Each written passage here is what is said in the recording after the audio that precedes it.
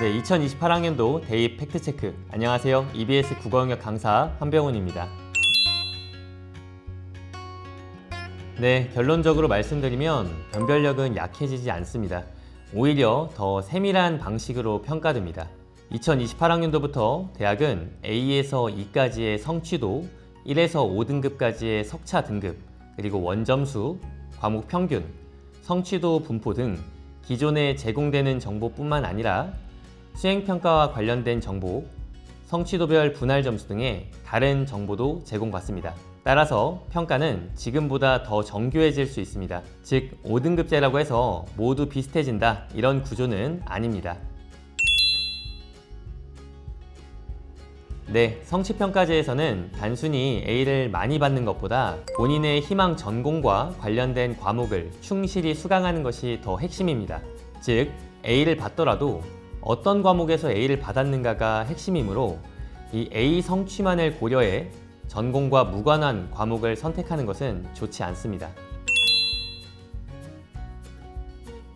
네, 대학 수학능력 시험 때문이 아니라 학교 생활기록부 평가 요소로서 중요합니다.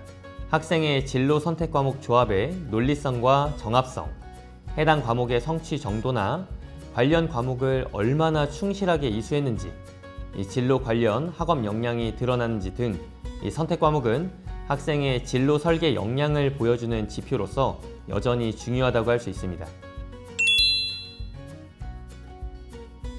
네, 그러한 오해는 학교에서 개설된 기본 과목 외에 대입의 치트키가 되는 어떤 전설적인 과목이 있을 것이라는 환상에서 비롯되는데요. 결론적으로 말씀드리면 그런 과목은 없다라고 말씀드릴 수 있겠습니다. 학생들마다 다르고요. 심지어 같은 대학의 같은 학과를 지원하는 학생들도 자신의 진로와 적성에 따라 선택 과목은 달라져야 합니다. 따라서 고교 학점제가 요구하고 대학이 요구하는 학생은 자신의 진로와 적성에 대한 관심을 바탕으로 해당 분야를 깊이 있게 공부하는 학생이라고 할 수 있겠습니다. 즉, 학교에서 개설된 과목에 대해서 깊이 있게 충실하게 공부하는 것이 일단 대학의 1번 평가라고 할 수 있겠고요. 그 이후에 관심 영역을 확장하여 학교에 개설되지 않은 과목을 온라인으로 수강할 때 대학에서도 설득력 있게 판단하게 되는 것이고 유리함을 점하게 되는 것입니다. 이러한 과정 없이 단순히 어떤 과목만을 선택하면 유리할 것이다 라고 판단하는 것은 맞지 않다고 할 수 있겠습니다. 네, 진로와 진학은 구분돼야 되는데요. 이 평생 진로를 미리 결정해야 한다는 불안과 공포 마케팅으로 비롯된 오해라고 할 수 있겠습니다. 사실 이제 고등학교에 입학하는 학생들은 진로가 아직 정리되지 않은 것이 더 정상이라고 볼 수 있겠고요.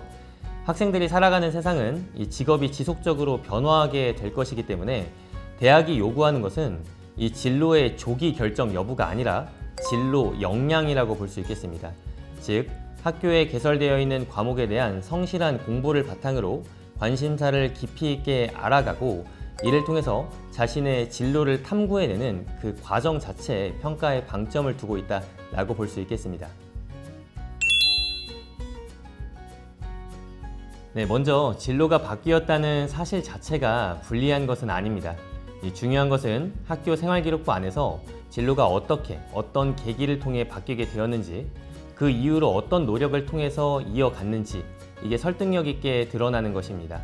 따라서 진로가 변경된 학생의 경우에는 이 진로를 바꾸게 된 계기와 동기를 스스로 정리하고 그 선택에 맞춰서 남은 학교 생활을 성실히 임하는 모습, 이걸 보여주는 것이 중요하다고 할 수 있겠습니다. 네, 2028학년도 대입 개편 이후에는 이 수능 성적만 100% 반영하는 전형은 점차 축소될 것이며 이 정시에서도 교과 역량을 함께 평가하는 대학이 늘어날 것입니다.